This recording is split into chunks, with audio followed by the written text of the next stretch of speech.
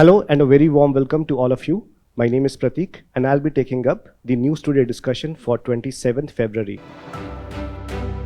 The first main news is Casebook on AI and Gender Empowerment launched. So in this particular news, we will understand the impact of AI on women empowerment. The second news is Cyber Security Framework and Guidelines for Space. Here we'll understand what is the nature of guidelines that has been issued and why these guidelines are important. Third news, industrial corridors are key for strengthening India's industrial ecosystem. So here we'll understand what recent initiatives have been undertaken to develop the industrial corridors and what is their significance in the development of the economy. In the fourth news, we'll be covering the Indian Prime Minister's visit to Israel. So we'll look into some of the major agreements that have been signed, and we'll also scan the major areas of the bilateral relations. In the last news, we'll be covering India emerging as global maritime powerhouse. So here we'll understand what exactly is happening in this domain. So the first news is Casebook on AI and Gender Empowerment launched.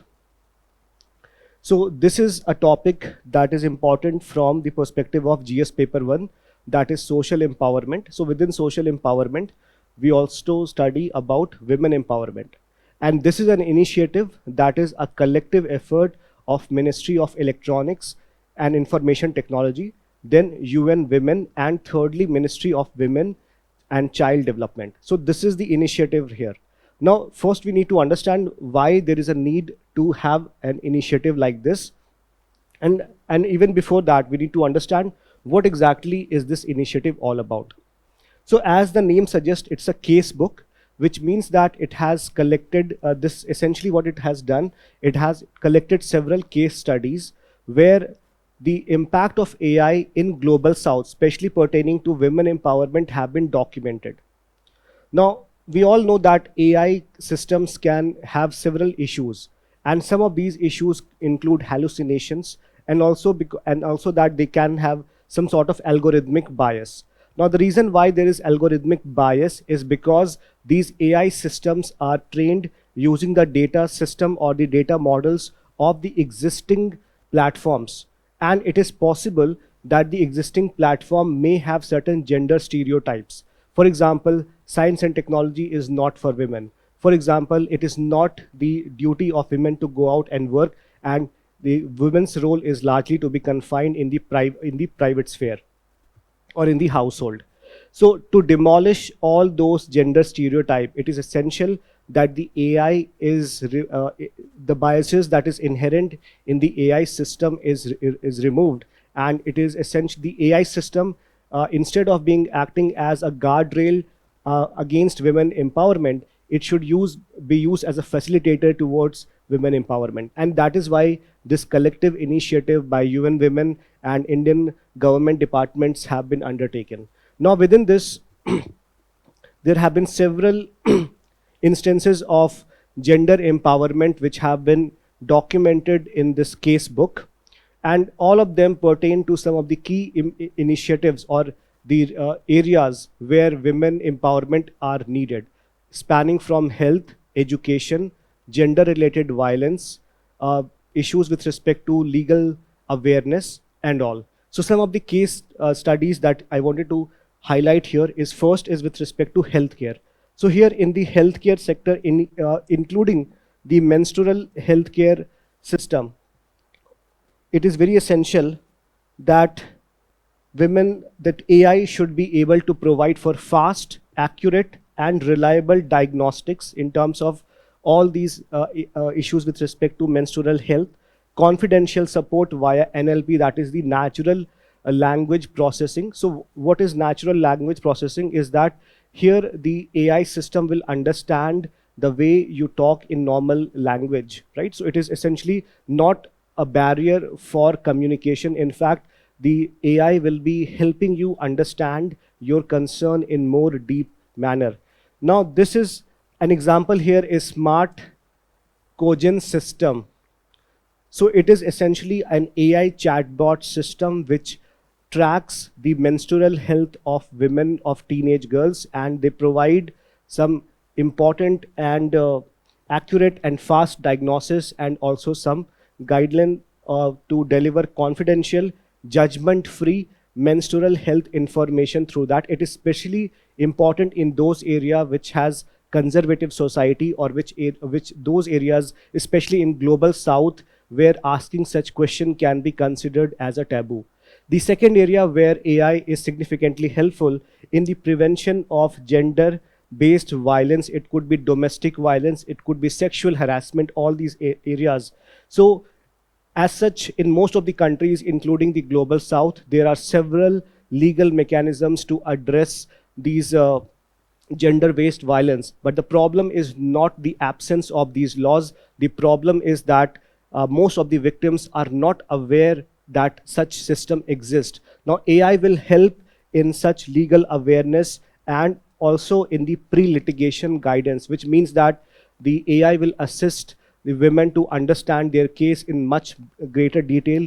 It will also help them understand what legal provisions can be applicable, what are the pros and cons, and all these things that are applicable to them. And for this, a very important initiative is Nyay Shakti Swati.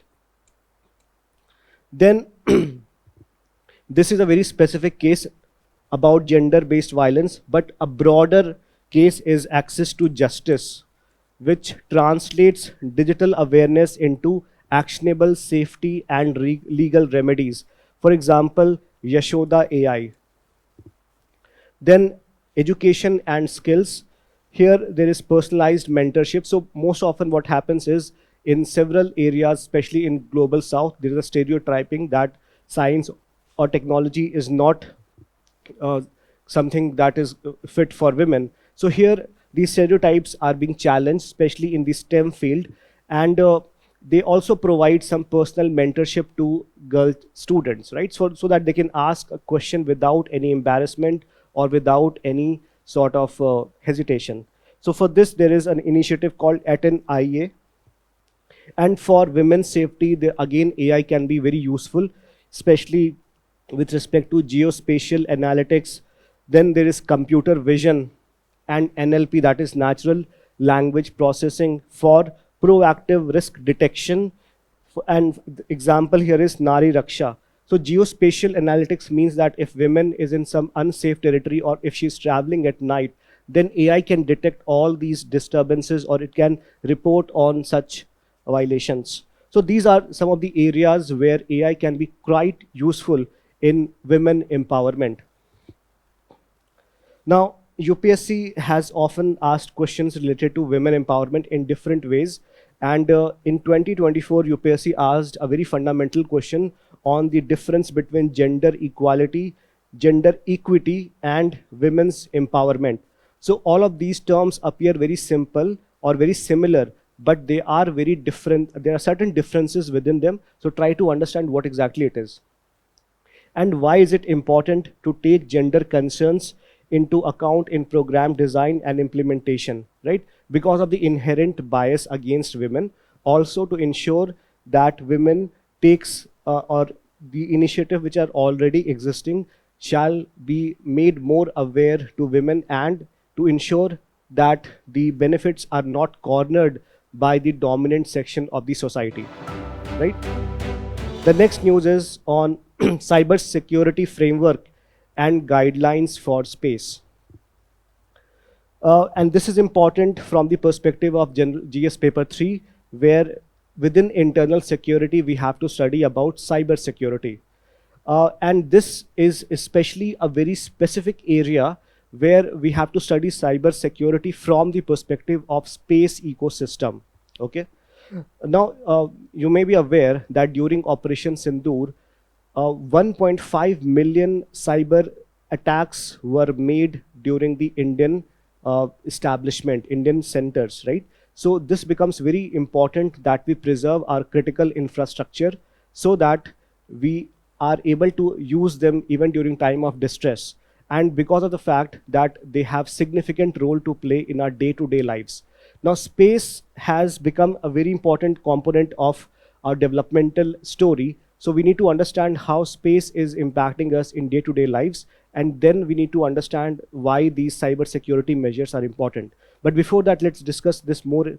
So these guidelines are as given are advisory in nature, and they are launched by, or they were given by CERT in, that is the Computer Emergency Response Team, and it functions within Ministry of Electronics and Information Technology, along with a group called SATCOM Industry Association, that is SIA India, that's a not-for-profit company. Then they complement, these guidelines are something that complement, they add together with Indian Space Policy 2023, then In-Space Norms and Digital Personal Data Protection Act 2023. Now, let's understand what is the nature of the emerging threats which is happening at the space level, and then we'll understand why it is important for us to track down these events. So first is, one is with respect to rising surface attacks due to the larger adoption of small satellites and mega constellations. So this is one area which is now very important. Second is hybrid vulnerability, which means that vulnerabilities will not just be at one component, it can be at multiple components, including at the SATCOM level and the terrestrial networks. Then attack on the decision algorithm, use of AI-driven satellite operations, and lastly, threat to communication links, which can include jamming or dedicated denial of services, spoofing, replay, injection, eavesdropping, interception. All these can be some of the nature of threats that the space ecosystem is subjected to. Now, what are the key highlights of the guideline? So as we have seen that there is a possibility that most of our components are vulnerable to cyber attacks. So it is always a good idea to have a specific area segmented kind of approach for securing our system. And for that, there is 4 areas that are taken into consideration. One is the space segment. So space segment will be given special emphasis in terms of satellites and payload. Then the second area which will be given emphasis will be the ground segment, which provides for the information and it controls all the satellite communication. Then the user segment is the front end, or is the area from where the user interface is there. So all the terminals and devices will be given different protection level. And then the communication links, which includes the uplink, downlink path from where the space segment is connecting the ground segment. So all of them will have separate segmented safety. The second one would be about incident reporting. So what should be the way in which it should be given? So an SOP has been developed here, where the SATCOM operators will report cybersecurity breaches or anomalies to CERT-in within 6 hours of happening that event. And then other cybersecurity practice apart from these two are regular auditing. So we need to understand what kind of security situation all these conditions components are in. Then we need to understand the situational awareness and conduct practices like maintaining updated threat intelligence and hazard and damage mitigation, planning, continuous monitoring through AI, and machine learning assisted analysis, etc. Now let us also understand what are the principles that has been discussed.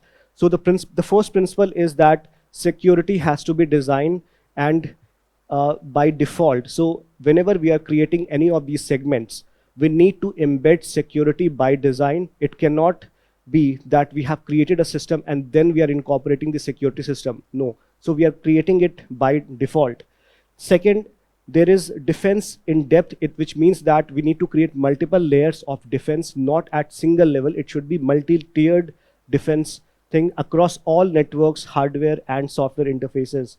Then zero trust architecture, which means that we should not assume that there is implicit trust between network component of user. This is to ensure that any malign segment does not take benefit of the other component. Then secure communication and encryption, which means that there should be end-to-end encryption so that it cannot be manipulated. Then governance, accountability, and compliance. For this, a chief satellite security officer has to be appointed to oversee the cyber security governance organization. And lastly, there is incident preparedness and resilience. So as we discussed earlier that if there is some sort of incident that is being developed, it should be reported within 6 hours to this set in, right? So it should be done in a detailed manner, and business continuity plans should be there as well. So in terms of the previous year question, what UPSC has asked is a very generic kind of question, that discuss the potential threats of cyber attack and the security framework to prevent it. So we have several initiatives to prevent the cyber security incidents from happening, and also we have remedial measures as well. Now these guidelines can also be embedded in the existing framework, and this also especially is pertaining to the space ecosystem. Next news. There was a report published in PIB that talked about industrial corridors and why they are key for strengthening India's industrial ecosystem. And this news also came into picture because the same was also mentioned as part of the announcement during Union Budget 2026-27, where there was a talk of announcement of developing an integrated East Coast industrial corridor with a well-connected node at Durgapur, which highlights a push towards industrial corridor. So the key point is that government is pushing for another industrial corridor, and this signifies that we are now looking for in this corridor-based development growth model. So of course, this is part of GS Paper 3 infrastructure. And here, let's understand what exactly is the meaning of industrial corridor. So corridor basically means that there is going to be a developmental zone that will link the major development economic center. For example, there's a production center at one place, and it needs the production center, whatever it produces should be provided at a very faster pace to the other areas of consumption, and it cannot happen unless there is a streamlined connectivity. And this connectivity needs to be multimodal in nature, including roadways, railways, port, and airport network.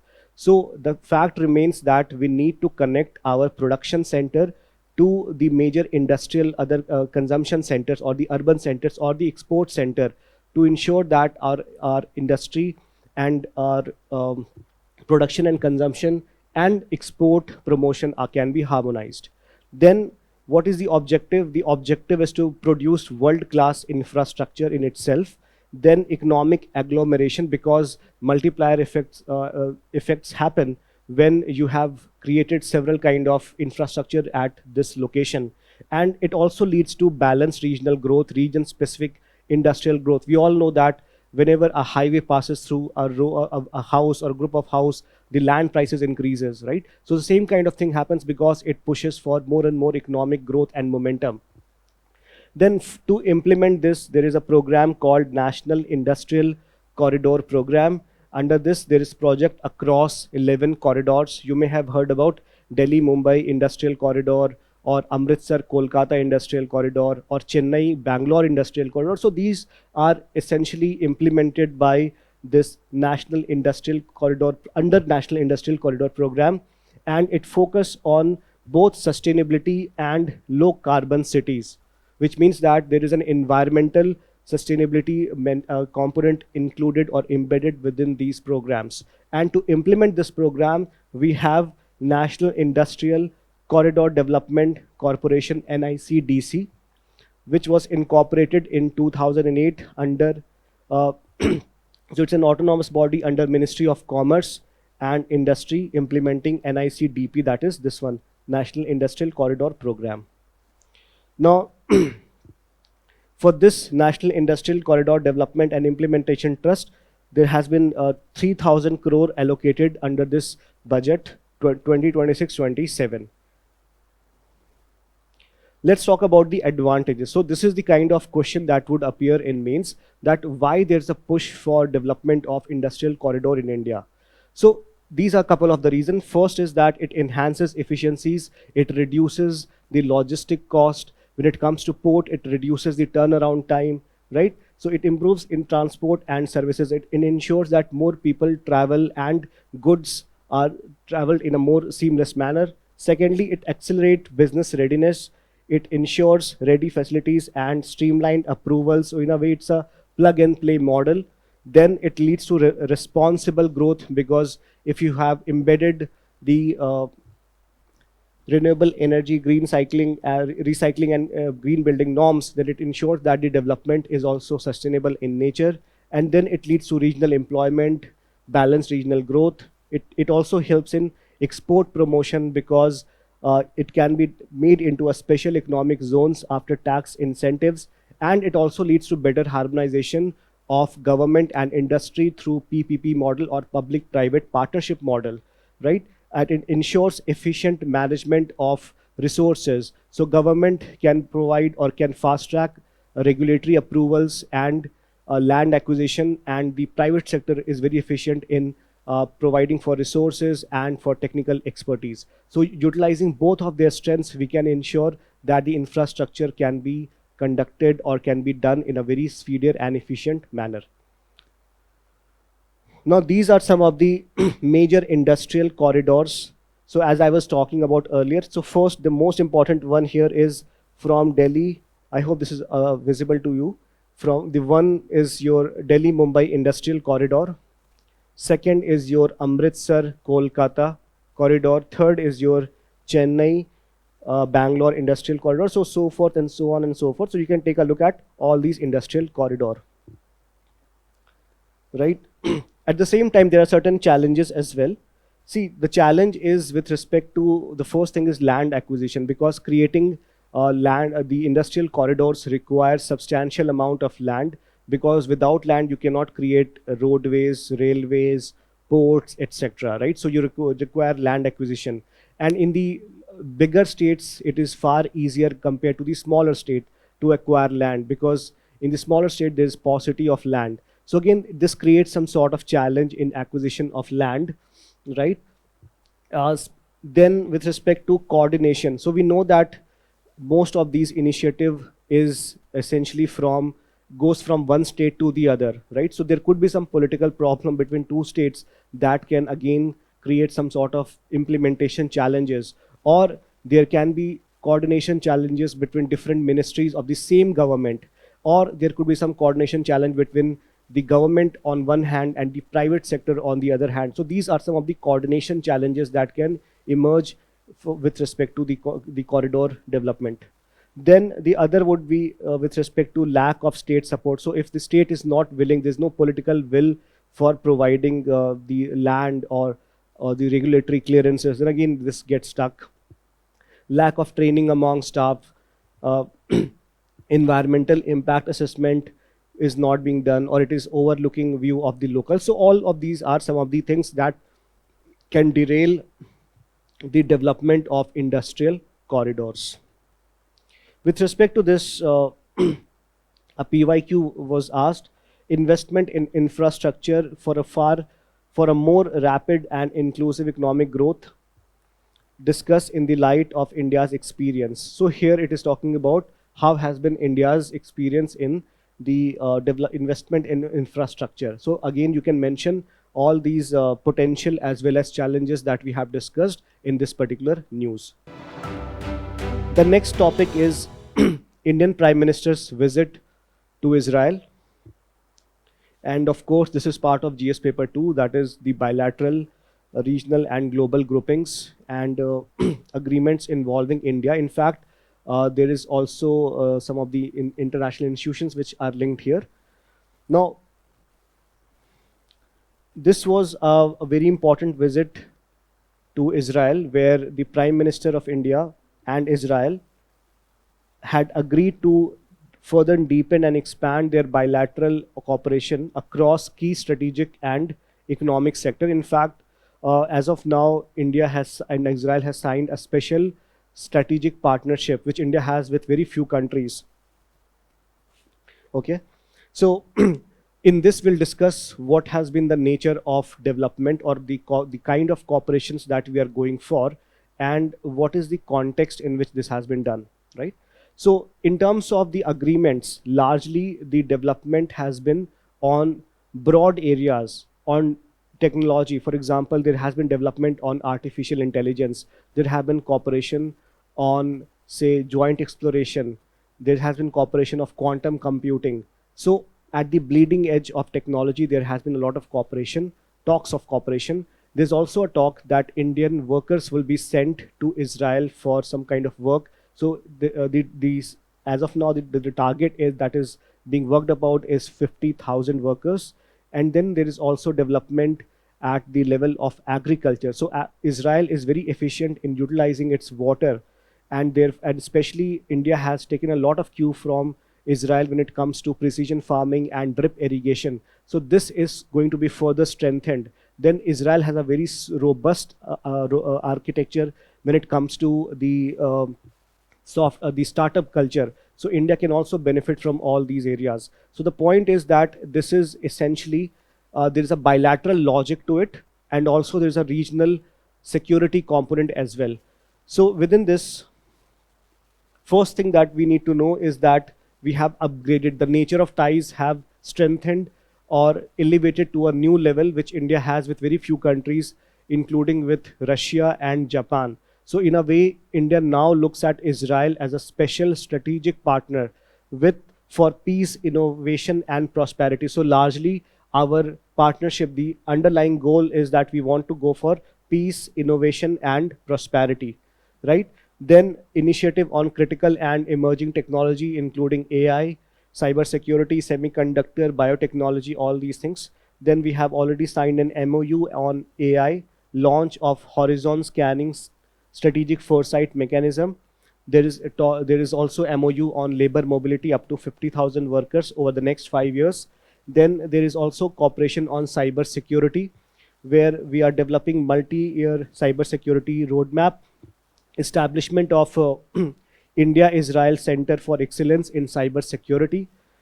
Then agriculture and water technology partnership, where we have signed an MOU for establishing India-Israel Innovation Center for Agriculture, 20 joint fellowships in agricultural research, and then exploring UPI. So now we are also extending UPI to Israel. Launch of India-Israel Academic Cooperation Forum, India-Israel Parliamentary Friendship Groups, etc. So as we can see, the cooperation is not merely limited to defense. It has expanded to other areas, including technology, including economy, and other things, right? So again, this is a major development with respect to India's response or India's involvement in West Asia, because earlier India sought to hyphenate its relation with Israel with that of Palestine, and also with that of keeping in sentiments the Arab countries. But as you may be aware that now there is growing division in the Arab world, including that Saudi Arabia has signed a partnership with Pakistan, and now Iran is on the verge of war with US because their defense or their nuclear agreement is going nowhere. So in a way, India has signaled that it is taking a very conscious choice of accepting or going with Israel, even though India has not undermined its stated position of two-state solution for Israel and Palestine, right? So it can definitely create some sort of challenge with respect to our Arab partners, but India has decided to take this plunge because it has proved beneficial in the past as well. Because if you can see this, that India recognized Israel way back in 1950, but we did not have formal relations till 1992. So this long gap was largely because India did not want to upset its Arab partners, right, in the West Asia, also not to hurt the sentiments of the Indian minorities. But now India has, because of the other things, because of the growing tensions in the in the area, and also India wants to make sure that India is dehyphenating its relation and India is pursuing its strategic autonomy. Then with respect to economic relation, India is Israel's second largest trading partner in merchandise trades. If you look at the bilateral trade, it is not that much. It is merely $3.75 billion. With respect to UAE, if you compare this, it is nothing. With UAE, India has more than or around $100 billion trade With Saudi Arabia also we have huge amount of bilateral trade, right? And the key sectors here are diamonds, chemicals, technology. But the bilateral trade is just one component of the relation. The larger component of the relationship is with respect to the defense and intelligence. So with respect to defense, Israel is a major defense supplier, and also it helps in providing for key technology aspects, because Israel is a major innovation hub. So we have India Israel Industrial R&D and Innovation Fund, I4F, and we are also cooperating in drip irrigation, desalination and water management. With respect to regional cooperation, we have I2U2, that is India, Israel, UAE and US, and then we also have India, Middle East, Europe Economic Corridor, IMEC. Now IMEC is hailed as a very important initiative which will help India counter China's Belt and Road Initiative. So for India, Israel remains a very important component, because through Israel, India will have access to European markets. And you can see the location where Israel is there. So I would say that it is very important that you understand this map really well. All these choke points, Red Sea, Mediterranean Sea, Gulf of Aden, all these things are very important. In fact, here also you should know about all these important straits, right? And also see where these countries are located in respect or in relation to the other countries, right? With respect to PYQ, UPSC has asked twice from Israel. One question was largely when PM Modi visited Israel way back in 2017.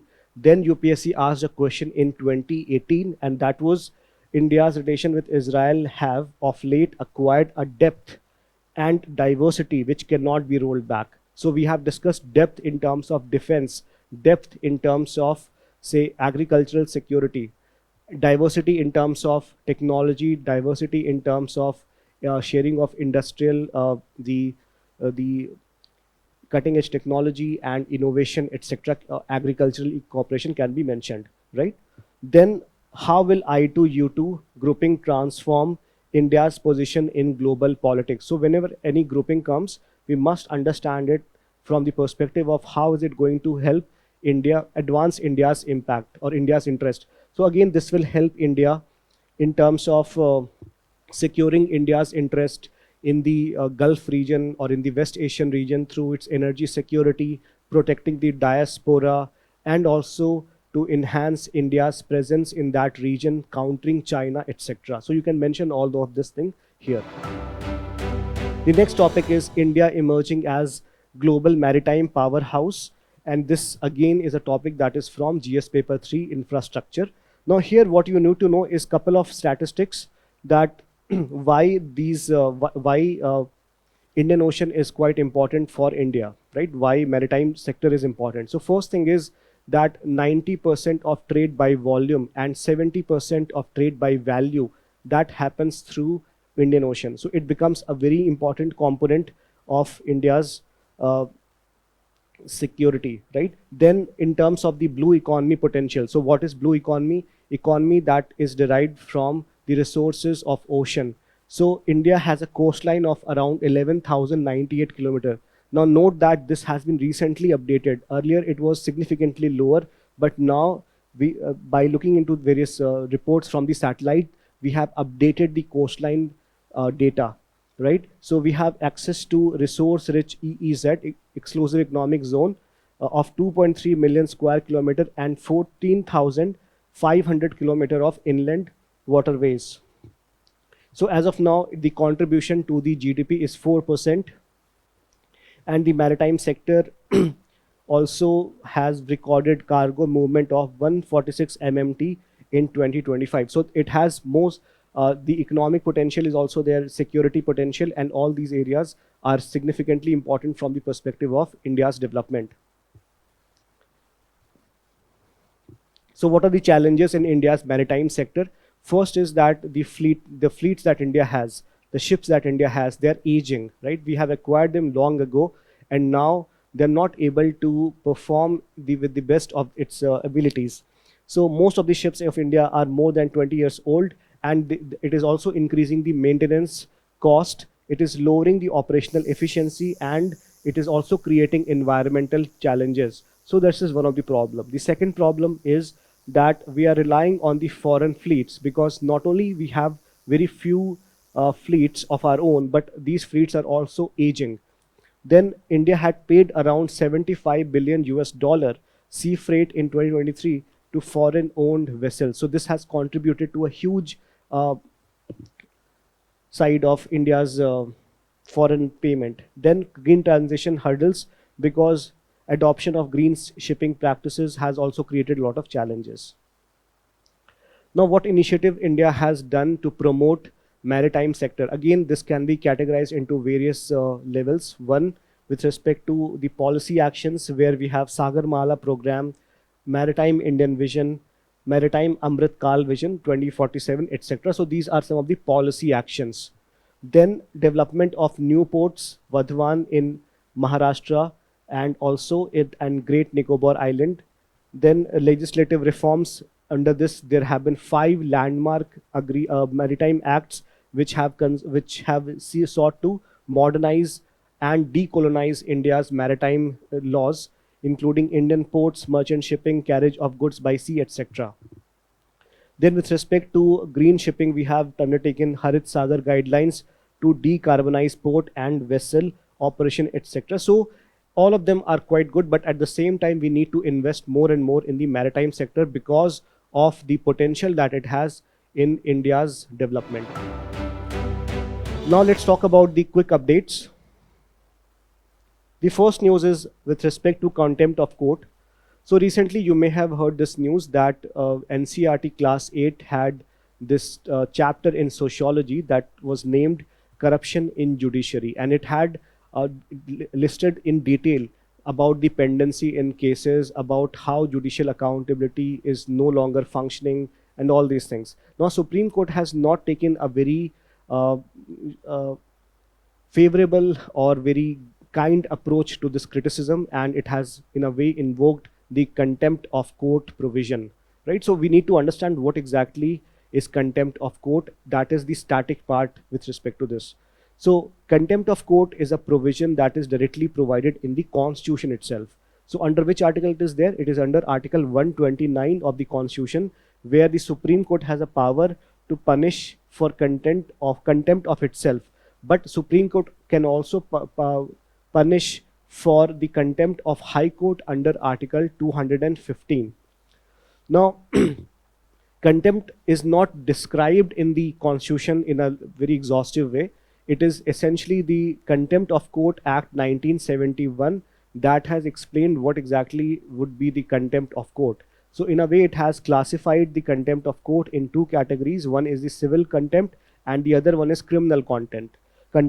The civil contempt is willful disobedience of court orders or undertakings, and the criminal contempt is publishing or doing anything that scandalizes or lowers court's authority. So in a way, what has happened with the NCERT is that they have tried to lower the standing of judiciary in the eyes of public, especially in the eyes of children, right? So that is why the CJI and the other courts have, the judges have taken a suo motu cognizance of this matter and have taken a very harsh decision regarding this. The second news is with respect to State Innovation Mission, and this is as part of the Atal Innovation Mission, which this is launched the first State Innovation Mission, and it is being launched in Tripura. So what is SIM? It is part of the approved AIM 2.0 under Niti Aayog's State Support Mission Framework. So the Atal Innovation Framework was launched in 2016 under Niti Aayog, and the aim is to promote innovation and entrepreneurship across India. And then they had provided a state chapter as well, within which this chapter at Tripura has been launched. So yeah, that is essentially to ensure that the local strengths is aligned with the national priorities. That is all that you need to know about this. Next is Vayu Shakti.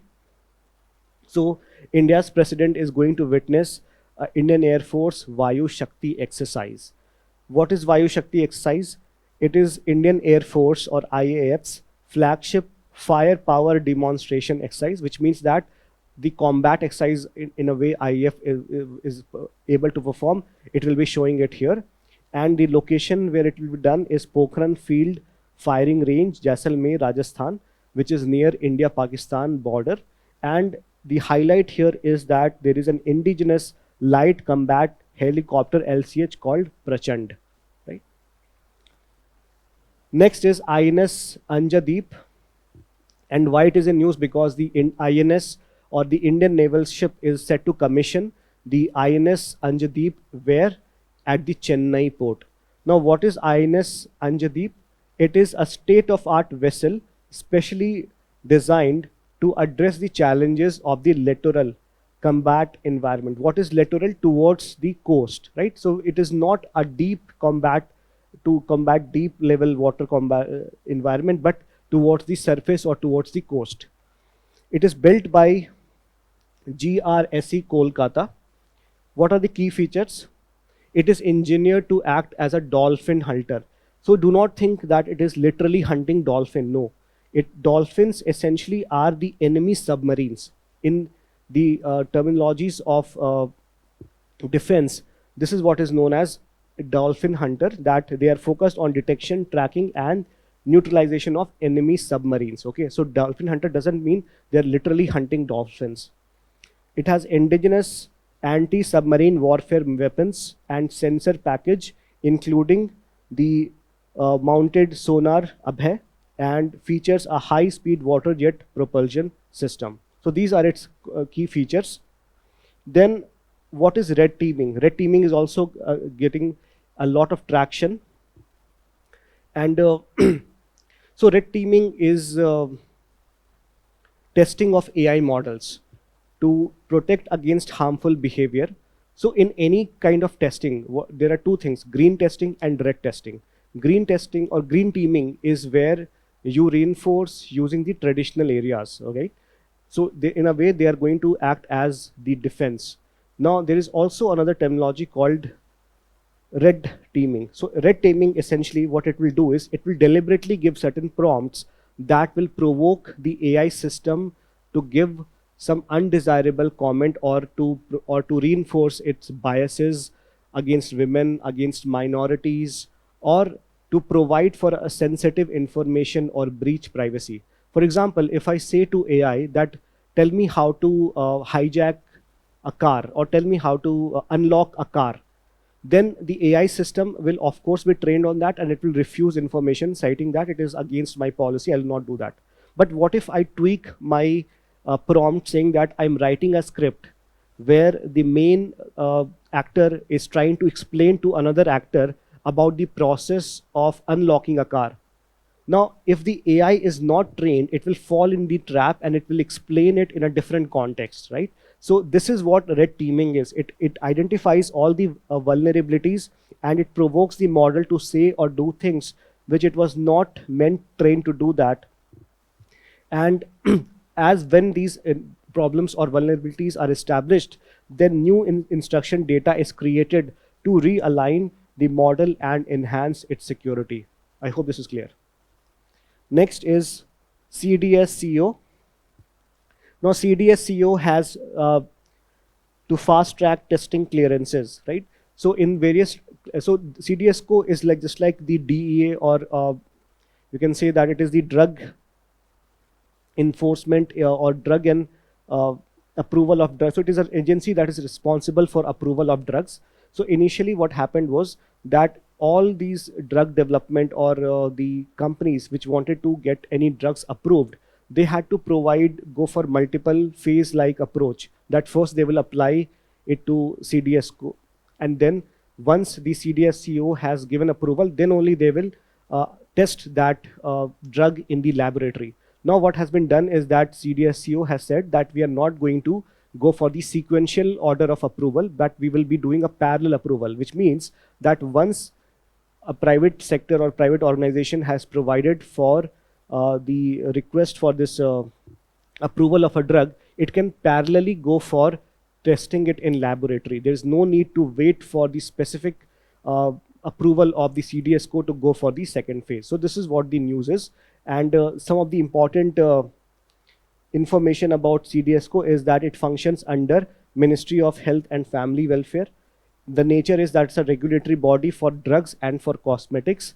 It functions under Drugs and Cosmetics Act 1940, and it is headed by Drugs Controller General of India. It releases a Not of Standard Quality list monthly for addressing the quality and safety of drugs. Next topic is Paris Agreement, Crediting Mechanism, Article 6.4. So UN has announced approval of first carbon credits under global market involving a project in Myanmar coordinated with Republic of Korea. So it's a very important development where, in a way, the carbon credit system, which was envisaged under various agreements, international agreements, it was there, but it was not acceptable to a lot of people because there was issue of credibility, there was issue of sponsorship. So no countries were aware that how it should be done, and all such things were there. So now what has happened is the carbon crediting mechanism has now been approved by UN. So this will give more credibility to the carbon credits, and in a way it has a huge potential to revive the carbon market. Now what is carbon credit? It essentially means that if a country is or has stopped emitting, say, a certain amount of carbon dioxide from its industrial processes by using some green process, then that country gains certain carbon credit, and it can give that carbon credit to some other country which has used some sort of polluting nature by using certain polluting method to produce a certain industrial process. But it did not was that successful because there was credibility gap. But with the involvement of UN, this is going to get a huge boost, right? Apart from and this was the mechanism was under 6.4 of Paris Agreement. Apart from that, we have Article 6.2 that provides accounting and reporting guidelines for the parties, and 6.8 which provides opportunities for non-market based cooperation. Next is Great Atlantic Sargassum Belt. So why this is in news? Because a massive boom of GASB has been observed over Atlantic. In fact, is more than 8,000 kilometers long. Now what is this? It is a floating brown algae stretching thousands of kilometers with significant human and environmental impact. On the face of it, you can see that sargassum provides food, refuge, and breeding ground for many marine animals. So in a way, it should be good for the marine environment, right? But at the same time, it has several negative consequences because it doesn't allow the light to pass to the lower levels of the marine environment. So it leads to brown tides associated with low hypoxic or no oxygen, that is anoxic condition. That is why there is a significant concern. Now, this sargassum inundation event first occurred in 2011 in tropical Atlantic Ocean outside Sargasso Sea, and within, say, 14-15 years, this has taken this massive shape. So what are the key drivers of this development? It is eutrophication, that is nutrient enrichment, temperature, that is 18 to 30 degrees, so global climate change or greenhouse gases emission, salinity, wind and ocean circulation, all of them have contributed to this development. Next news is on Prime Minister Garib Kalyan Anna Yojana. Now here the development is that I think in Puducherry, the government of India has launched CBDC based digital food currency for DBT under the Pradhan Mantri Garib Kalyan Anna Yojana, right? So what has happened is government is using the digital currency, central bank digital currency, as a way to provide subsidies to the beneficiary instead of providing either food or money. Now the benefit here is that if the government provides food, it may lead to issue of, say, supply. It may also not. There will be some issue with respect to the issue of intermediaries, right? and if the government can bypass intermediary and use direct benefit transfer. Now the problem with direct benefit transfer is that the beneficiary can use that sum for any other purpose. It can use that for watching movies or to buy any other thing which is not related to this purpose. So by using CBDC or e-rupee, government has programmed it, as a result of which the beneficiary will be using these provisions only for specific purpose, that is for food related purchasing, right? So let's talk about briefly about the what is the provision of PMGKAY. The launch year was 2020 during COVID. We all know that. Core objective was to provide free food grains to poor, migrant and vulnerable household to ensure food security during crisis period. And the eligible beneficiaries are the Antyodaya Anna Yojana households and the priority household under the National Food Security Act 2013. Benefit free of cost 35 kg of grains per month per household, 5 kg of food grains per person per month for PHH, that is priority household. Distribution channel is PDS, right? So this is all about news today for this 27th February. I hope you found this interesting. Make sure that you also attempt the question that is popping up in your screen. Till then, thank you and good night.